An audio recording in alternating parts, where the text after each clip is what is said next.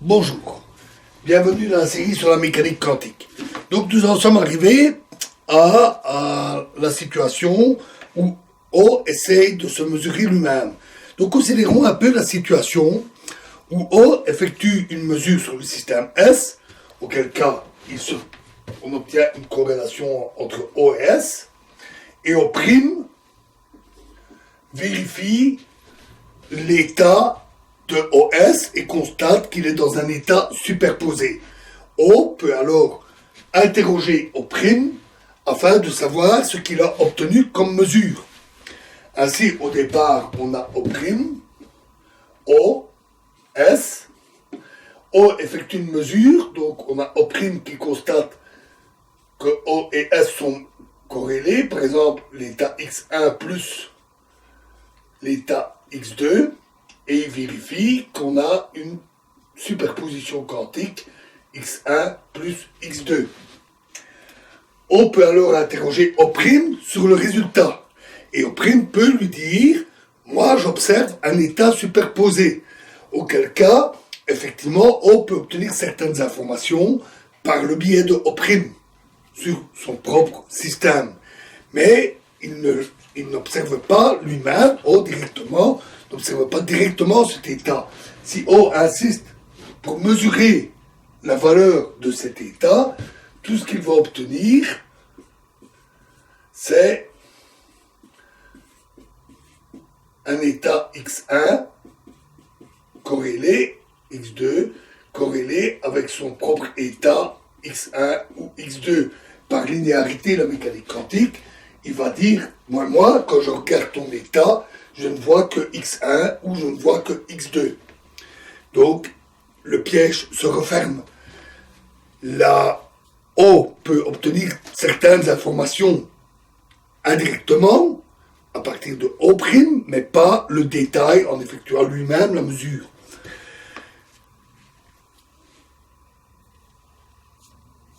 Tout observable correspond à un projecteur dans l'espace de Hilbert qui fait que l'état se projette sur un sous-espace de l'espace de Hilbert. Par exemple, le sous-espace de la variable du vecteur de base x1 ou le sous-espace du vecteur de base x2. Et donc, dans ce cas, tout ce qu'il peut obtenir ainsi de cette manière, c'est seulement une partie de l'espace de Hilbert. Et donc, il y a forcément une perte d'information.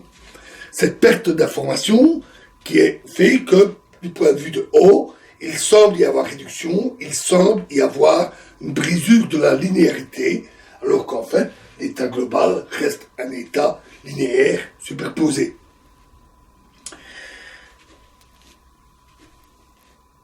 O' peut aussi effectuer des mesures sur tous les systèmes préparés, qu'il a préparés dans des états identiques, O1, O2, O3, O4.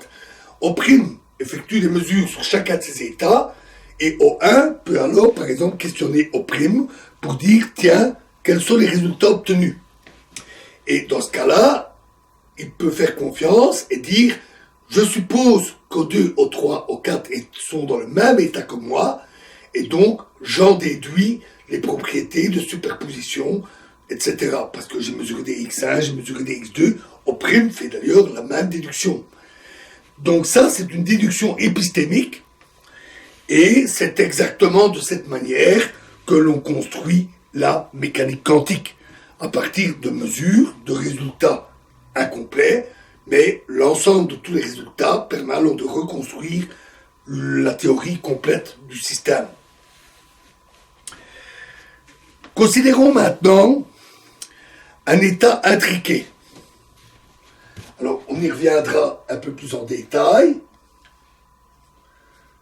mais on peut déjà ici en avoir besoin pour effectuer au moins les définitions.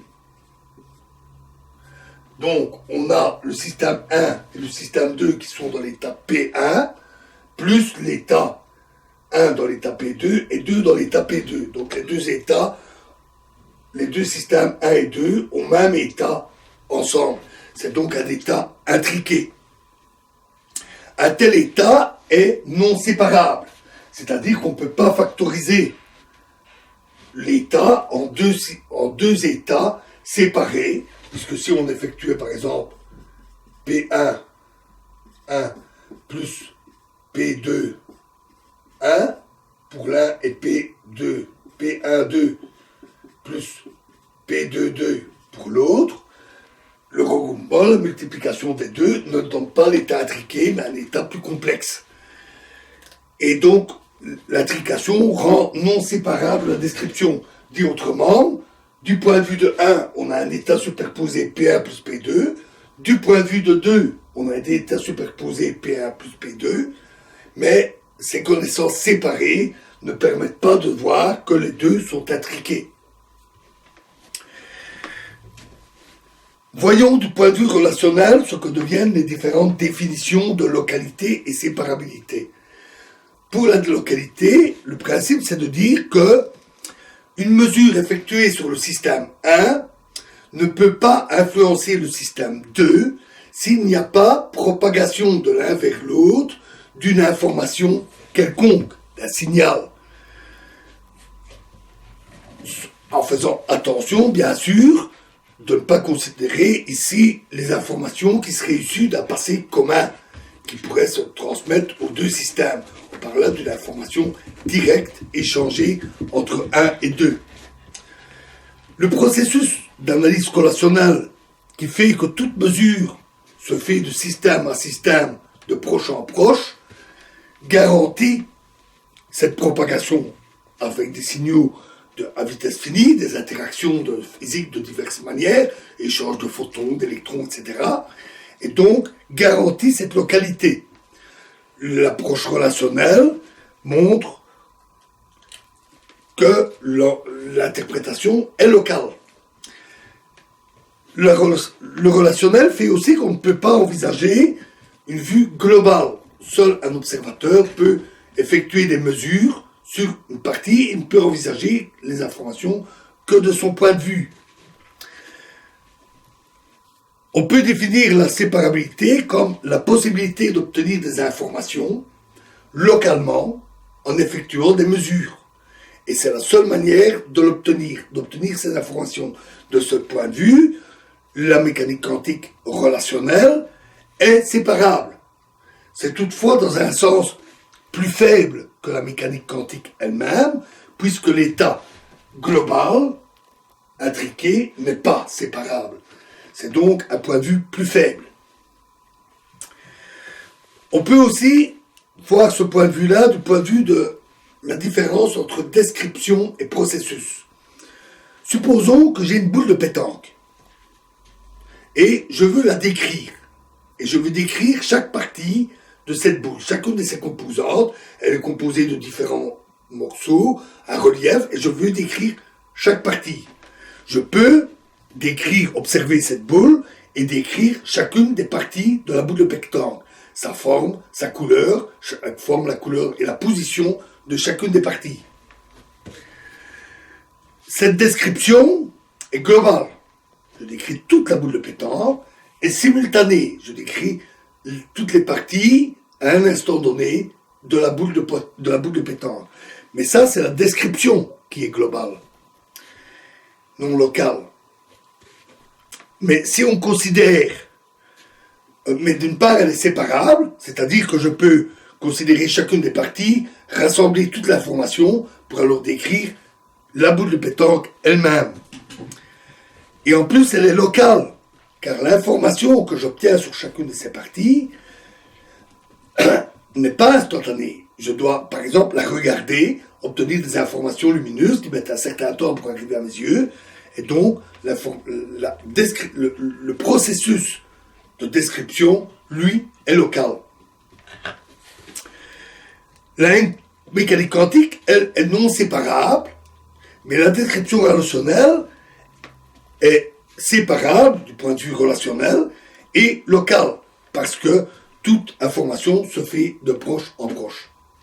Alors tout ça est un petit peu délicat à saisir.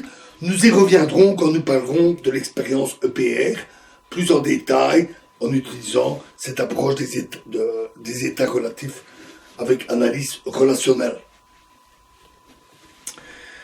Supposons qu'un prime veuille obtenir des infos sur S.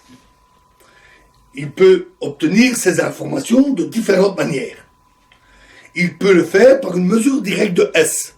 Dans ce cas-là, il échange un signal avec le système S et donc l'information est obtenue de proche en proche par un signal allant moins vite que la vitesse que la lumière et donc il respecte la relativité. Il peut aussi mesurer l'état de O qui lui-même a mesuré l'état de S.